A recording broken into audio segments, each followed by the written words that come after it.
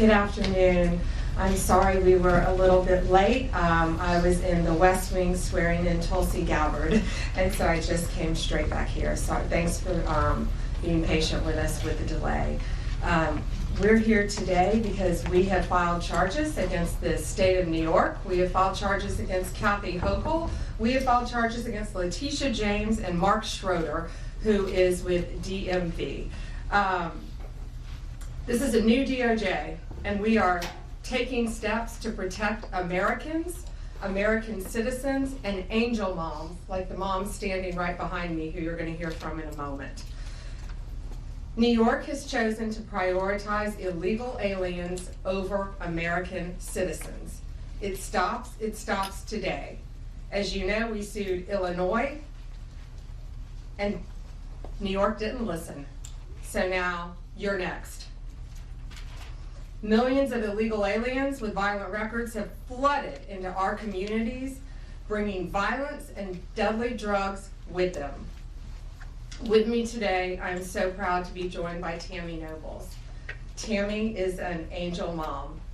Her beautiful daughter, Kayla Hamilton, was murdered by an MS-13 member in 2022. Kayla had just turned 20 years old,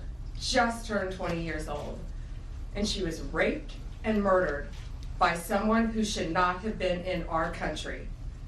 Yet, he was released,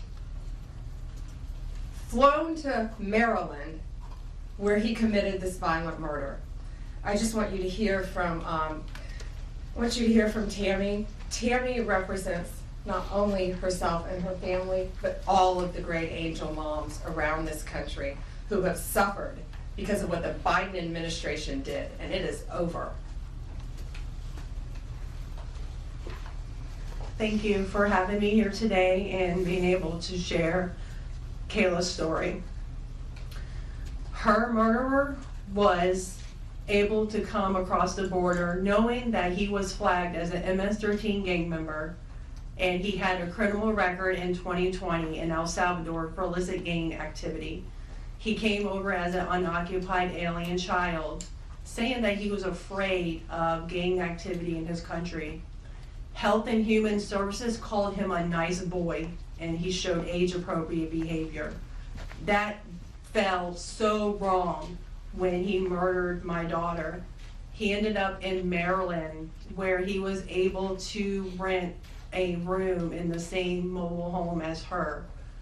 We thought it was a legit company that were renting out these rooms, but it turned out that it was another illegal immigrant who owned these mobile homes, and he knew Walter from El Salvador.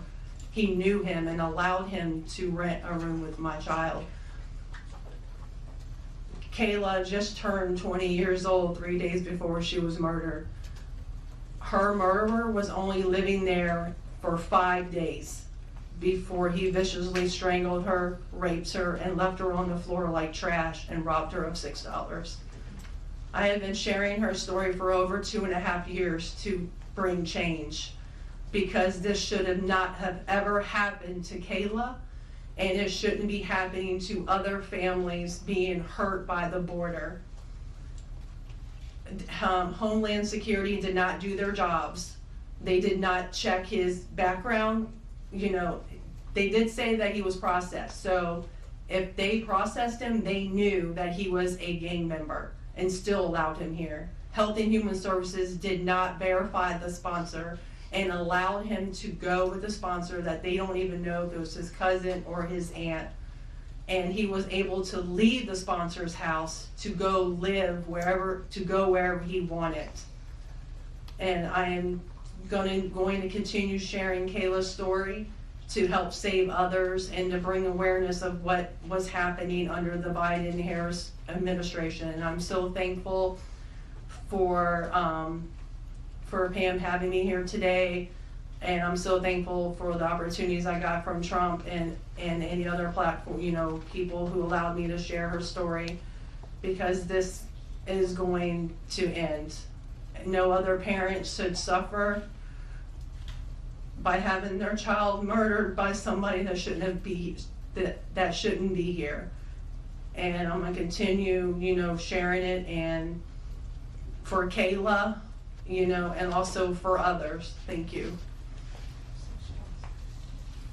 And it's my understanding that he also admitted to other murders, correct? Multiple murders. He wrote a letter, and it was intercepted in jail, that he committed 4 murders and 2 rapes. And that's who we were letting walk into our country. And that's why President Trump has directed this to stop. And if you don't comply with federal law, we will hold you accountable. We did it to Illinois, strike 1. Strike 2 is New York. And if you are a state not complying with federal law, you're next, get ready. And the great men and women of law enforcement are standing behind me today. We have FBI, DEA, ATF agents. They put their lives on the line every single day to protect us. And what New York has, they have green light laws, meaning they're giving a green light to any illegal alien in New York, where law enforcement officers cannot check their identity if they pull them over. Law enforcement officers do not have access to their background. And if these great men and women pull over someone and don't have access to their background, they have no idea who they're dealing with. And it puts their lives on the line every single day. Violent criminals, gang members, drug traffickers, human smugglers will no longer terrorize the American people. And that is why we are here today. You will be held accountable if you do not follow federal law. It's over, it ends, and we're coming after you. Questions? We have time for a few questions. David Spot with Fox News. Madam Attorney General, thank you and welcome to the Justice Department. Thank you. I have a quick on-topic and a quick off-topic Sure. question. On-topic, in your executive order, or in your orders on the first day you were here, you talked about working with the Justice Department, or these sanctuary cities, as you say, will be Yes. punished. Today you're putting people on notice. Right now, we're just lawsuits. Is this gonna go further? What kind of punishment are we talking about? Is there any grounds to charge individuals, charge politicians? How far is this gonna go? Well, we're going to see what they do next, David. We have sued them all. We've personally sued the governor, the Attorney General, Letitia James, and Mark Schroeder with DMV because he has the green light laws. So what they have to do, they have to start complying with federal law. If they don't, we're going to appeal it and we will win. They have to comply with federal law. Did you have a second question? I did have a second off-topic question in this regard. The judiciary today, Elon Musk, who has enormous influence in the Trump administration, posted on X, quote, "There needs to be an immediate wave of judicial impeachments, not just one." As the Attorney General of the United States, how do you respond to that? Shouldn't the process work out in the courts before we talk about judicial impeachments? I mean, these are just TROs now at this time. Shouldn't these just play out?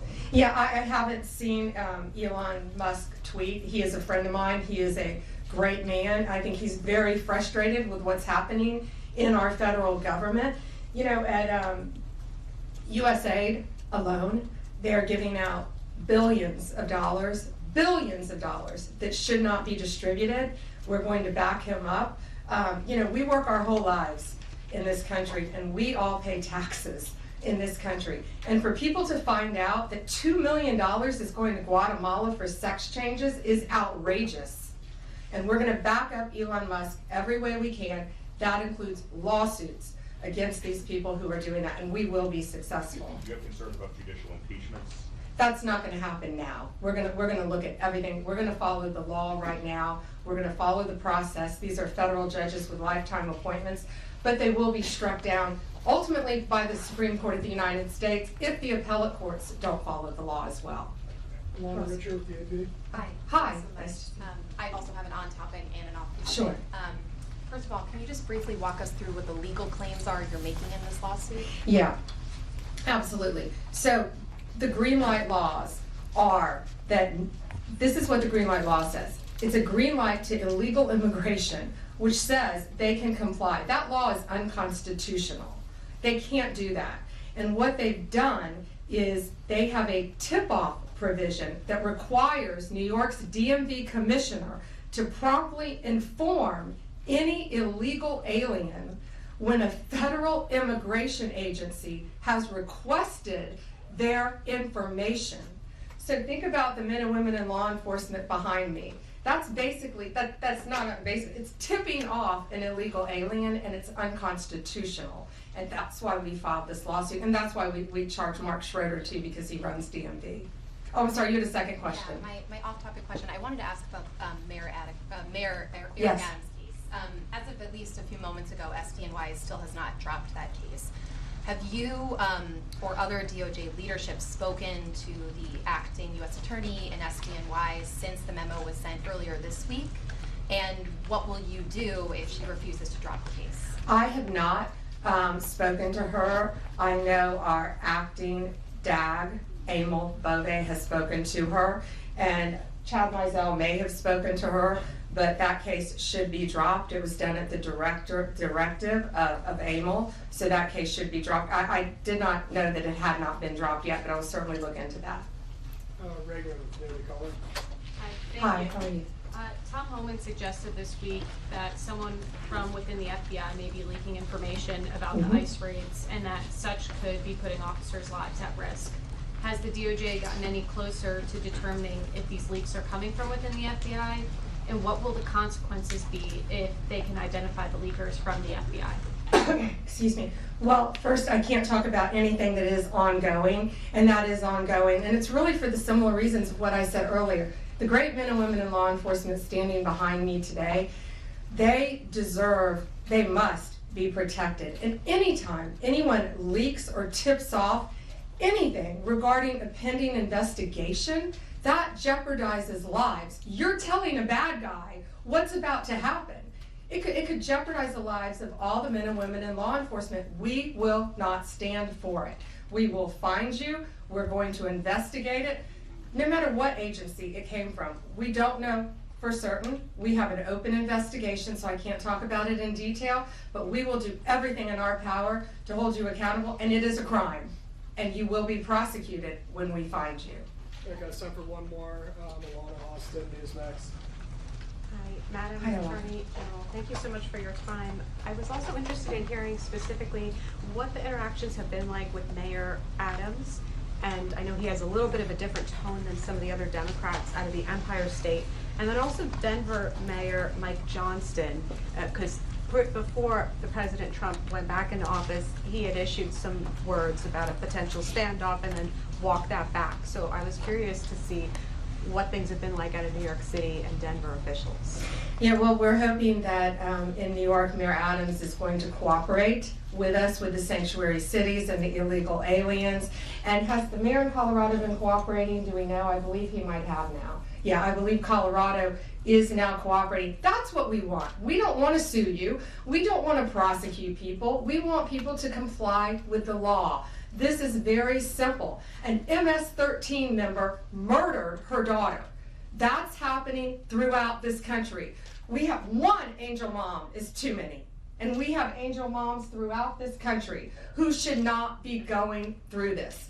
Comply with the law. This is the last thing we want to be doing. We want to be out there, all of us, fighting violent crime.